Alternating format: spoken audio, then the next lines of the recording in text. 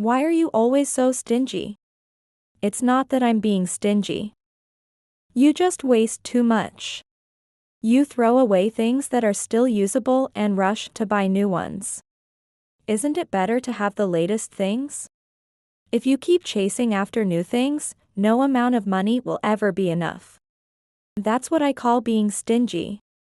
Greg is always like this, and if I stay silent, he just keeps buying new things. So when I see him looking at a computer, I end up saying, "Don't buy anything unnecessary." I am Sandra Brown, a 27-year-old working housewife. My husband is 5 years older, who was introduced to me by a friend.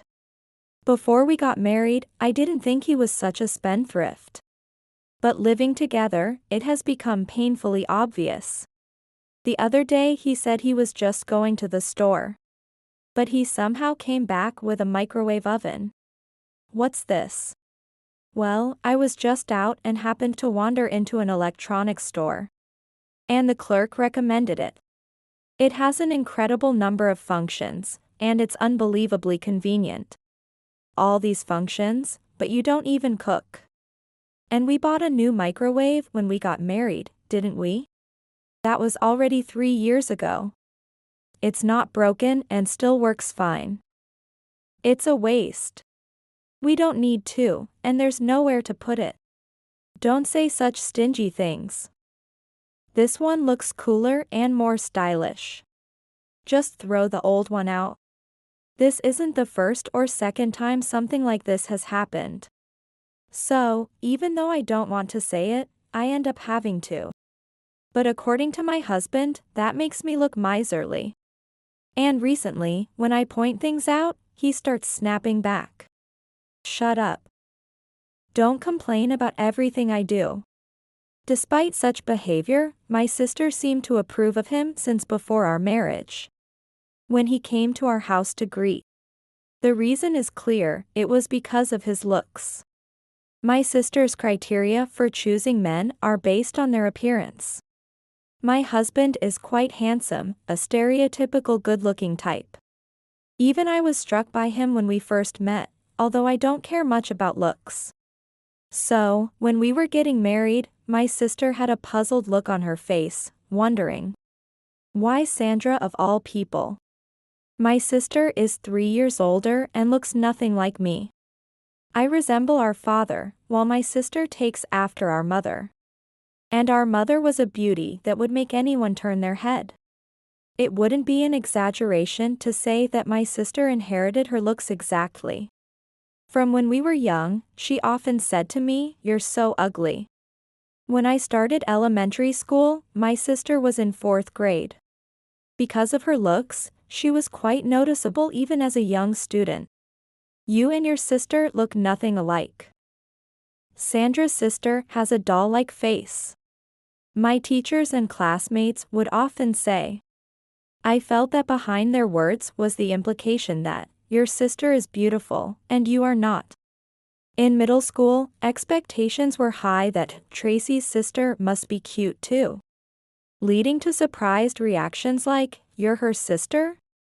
Although I was used to it, it still made me feel down. But in high school, I went to a different school from my sister. And such comments ceased, gradually making me care less. By the time I entered university, I hardly cared about appearances at all. Our parents never cared about our looks and loved us both equally. Repeatedly scolding my sister for her harsh words. Tracy. Why do you always say such things? She's your sister. But it's true, isn't it?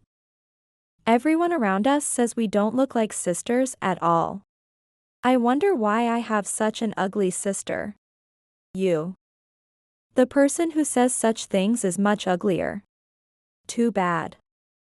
Anyone can see that I am less ugly than Sandra. That's a clear fact. Enough. Despite being repeatedly scolded by our parents, my sister was unaffected. Perhaps growing up constantly being told she was cute by boys. And others twisted her personality. Looking down on me might have been a hobby of hers. Sandra, you've never had a boyfriend, right? Well, it can't be helped with that face. Unlike you, I've never lacked for boyfriends. They keep coming even if I turn them down. Maybe I should share some with you. No thanks. If you keep talking like that, you'll be single forever. Or even if you get married, it'll definitely be to some super ugly guy. She would say, laughing loudly. So, when I introduced my husband to my parents, she was absolutely shocked. She must have been waiting to see what kind of ugly guy I would bring. She probably intended to laugh at whoever I brought back. After graduating from university and starting to live on her own, she hardly ever returned home. However, she came back all the way when she heard about my marriage, just to ridicule me. But her expectations were dashed, and she must have been sorely disappointed. Moreover, she must have been displeased that her less attractive sister was getting married before her. Until then, she would occasionally contact me to tease me. But in the 3 years since I got married, I haven't heard from her at all. I didn't contact her either. It seems she still talks to our parents occasionally. But when she opens her mouth, it's only to ask for money. Like my husband, my sister is quite a spendthrift. She spends her salary as soon as she receives it, and by mid-month after payday. She calls to ask for money, which troubles our parents. You're already 30 years old. Plan and use your salary to support your own life. Since she was so excessive, my father, who rarely raises his voice, seemed to have yelled recently. Because she is like this, I don't think I'll have much to do with her in the future. But I never imagined that such a thing would happen. Having been married for 3 years, my husband and I sometimes have small disputes over how to spend money. But I try to let such trivial matters slide, as they occur in many marriages. But recently, my husband's attitude has begun to change. You really are ugly, aren't you? You shouldn't say such things to your own wife. You know. I was quite surprised when I saw your sister during our marriage greeting at your home. Why? Because she's super beautiful. I couldn't believe you are sisters. I even thought I might have married the wrong person. Hey.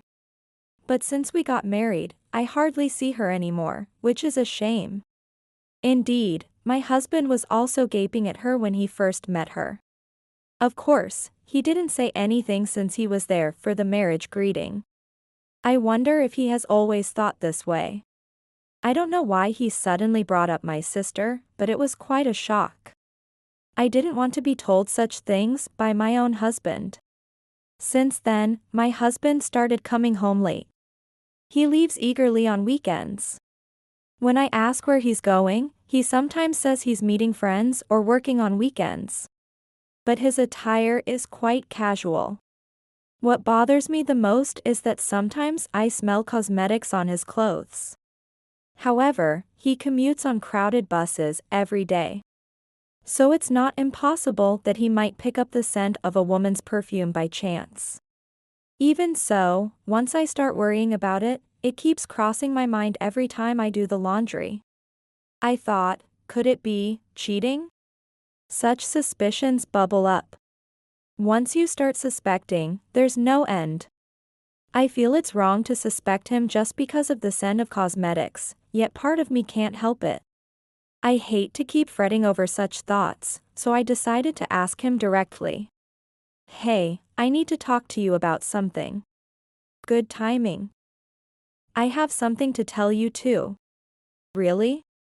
I'm going to divorce you. What? It was a stretch from the beginning.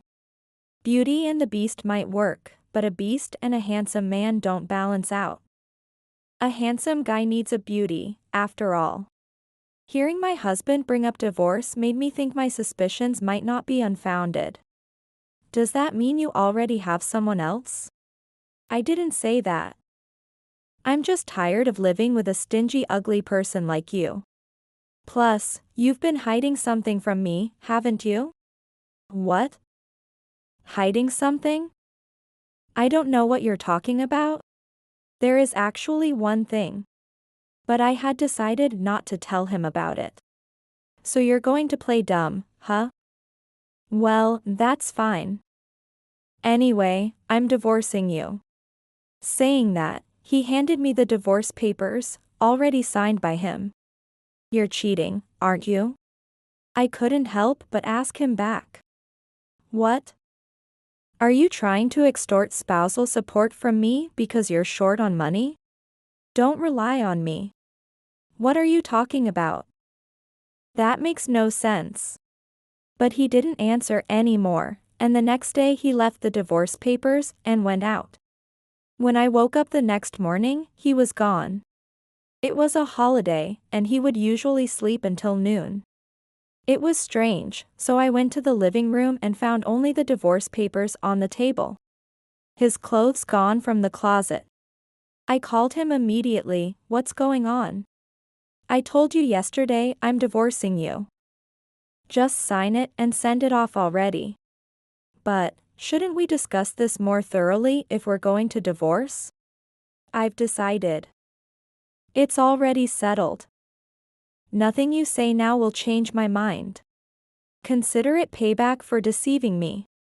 After that, he hung up the phone, and no matter how many times I called back, he never answered. What he was saying didn't seem to relate to the thing I was hiding. I thought he might be using baseless accusations to cover up his own infidelity. Since then, days passed without any contact from my husband. He left without listening to my side and became unreachable. If asked whether I could continue married life with such a person, the answer would be no. But just submitting the divorce papers without saying anything else felt unsatisfying.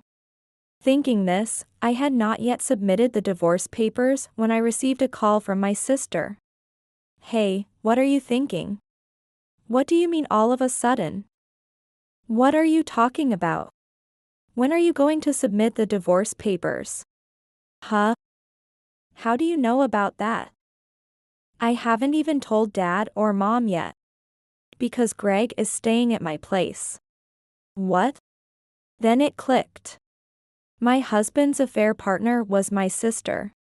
That's why he suddenly brought up my sister. But there was no way they had any connection. When did they start such a relationship, and where? Since when? Huh? Since when have you been in that kind of relationship? About 3 months ago? We ran into each other in town, hit it off, and... What? Greg is my husband. What are you thinking? Going after your sister's husband. A course correction, huh? From the beginning, Greg was never right for you. He's perfect for me because we're both attractive. I wondered what she was thinking by saying that. But she must have been desperate to brag about stealing Greg from me. My husband too, having such a relationship with his wife's sister. Shows a lack of moral restraint to an extreme degree. Because of that, I felt angry about being left and handed a unilateral divorce. But I no longer hesitated to submit the divorce papers. I wanted to divorce as soon as possible and become strangers again, a desire that prevailed. And I immediately submitted the divorce papers. Then, somewhat relieved, I felt as if a weight had been lifted off my shoulders. Rather than liking my husband, I felt more obligated to stay with him because we were married. That's why I had been ignoring his wasteful spending and verbal abuse by telling myself, I can handle this much. I realized once again that my feelings for my husband had long since cooled. I wondered what I had been clinging to. I reported to my parents after submitting the divorce papers. Upon hearing the details, they were furious and immediately contacted my sister, trying to summon her and Greg to talk, but they refused to come. My parents offered for me to come back home and live with them. But I rented an apartment near my company and started living alone.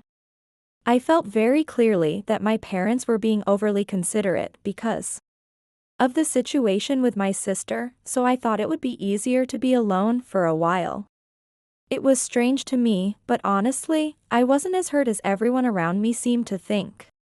The sympathetic looks from friends and relatives, knowing about it, felt heavier than the situation itself.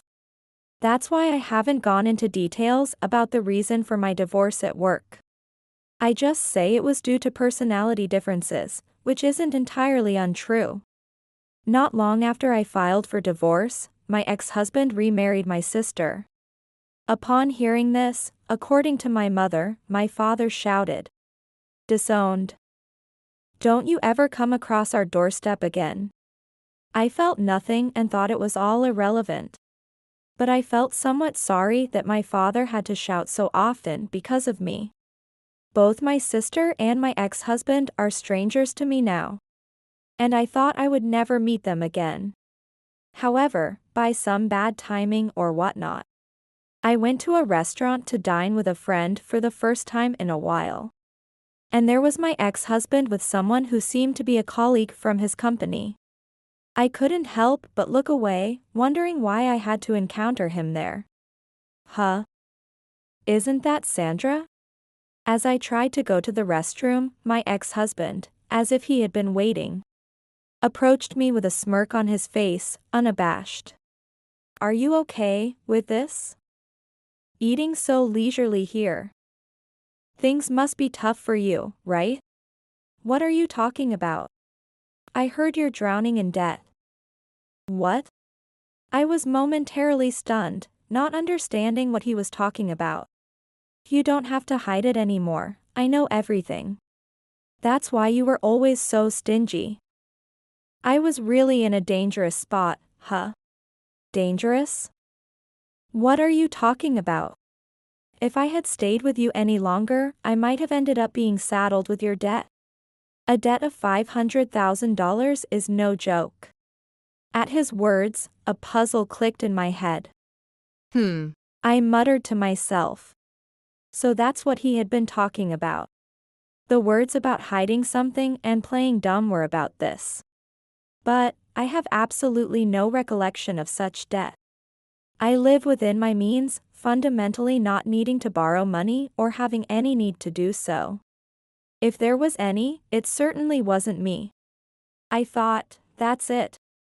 A certain thought crossed my mind. Who are you confusing me with? Huh? That's not a debt, but the amount of my savings. What? This was my secret. Actually, before getting married, I had dabbled a bit in FX, that is foreign exchange margin trading. A friend was doing it, and I tried it out with just beginner's luck. It somehow went well, and I made money easily, which scared me. I felt like I could lose touch with the value of money. If I continued like that, I would end up living a life controlled by money. A life of rejoicing and lamenting over profits and losses wasn't the life I wanted. I decided I was better suited to living an ordinary, modest life and quit. The savings from that time, $500,000, remained untouched. I thought about revealing this after getting married. But I hesitated to speak about it given my husband's spending habits. I could foresee that a spendthrift husband would rely on it. Plus, I thought he might encourage me to do it again if he knew it was so profitable. I had decided never to do it again, and I didn't want to argue over such things. So I chose not to tell him. Basically, how could an ordinary office worker like me accrue $500,000 in debt? Who would lend such an amount to me? Think about it. But Tracy said you had a $500,000 debt. And I needed to break up with you quickly, or I'd be stripped bare. I figured as much. That sounds just like something my sister would say. And so, my husband naively believed her and switched from me to my sister. It might be a coincidence that my sister's alleged debt amount matched my savings. But it felt almost deliberate, which was a bit funny.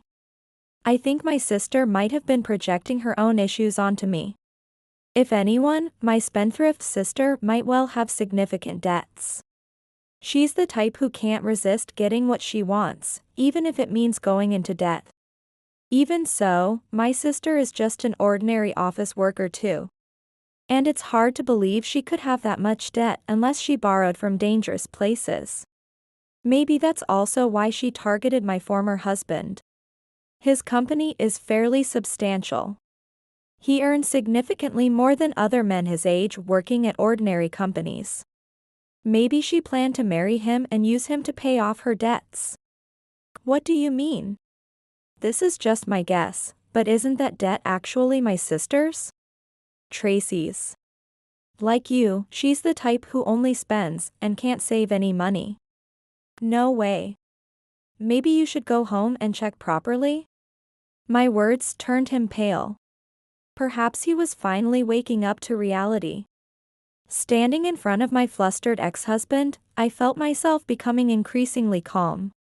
And then I thought again how glad I was to have divorced such a man. Now, I wish I could erase the reality that we were ever married.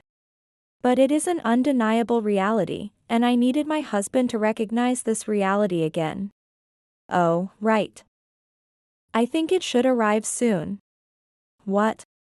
I've asked a lawyer to send you a bill for alimony. Huh?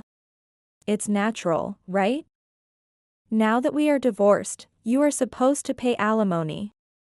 You have $500,000 in savings and you still want to take money from us? Well, that's a different matter. After saying this with a smile, he just stood there speechless. Leaving him behind, I returned to my own table. Soon, my ex-husband disappeared from the restaurant. I felt refreshed, and the meal and drinks that night tasted exceptionally good.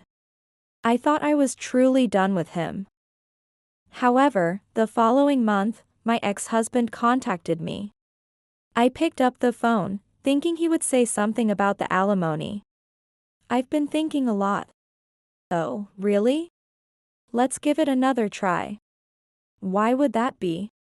I couldn't understand how he could reach such a conclusion. Besides, did he really think I would agree to such a thing? I was deceived by Tracy. But I've come to my senses. From now on, let's live as husband and wife. We can live it up with your savings. Essentially, he was dazzled by my savings. What a selfish man. Apparently, he had a big fight with my sister afterwards. As I suspected, my sister did have debts. Though not as much as $500,000, it still exceeded $100,000. Also, without me to curb his spending. My ex-husband had apparently squandered a significant amount and incurred a substantial debt. As he rambled on over the phone, I became so tired of responding that I just hung up and immediately blocked his number. Just as I thought my sister might contact me, the phone rang. And by accident, I pressed receive instead of hang up. Hey, I heard you have $500,000 in savings. Her voice was unusually chirpy. That's my sister. Both of us snagged foolish men. But let's not talk about something as cold as compensation. Let's get along as sisters from now on. Her clingy, sticky voice made my skin crawl, and I hung up without responding. Then quickly blocked her number. It was like they were the perfect couple for each other. After that, my sister ended up with nowhere to go but to stay with my ex-husband. Living a debt-ridden life in a shabby apartment, working from morning till night. My mother told me that my sister had repeatedly asked for financial help. But my father, who answered the phone, was furious. They often fought over money. And one of their fights escalated so severely that the police were called. And they contacted my parents. But my father told the police to lock them up or do whatever. Because they were no longer related to them. I thought, my poor father. I worried a bit about his blood pressure. Despite being cut off. My undeterred sister apparently went to our parents' house to ask for money next. Our family home was built by my great-grandfather and is quite old. I had thought about using that $500,000 for renovating the family home. But instead, I decided to buy a new house.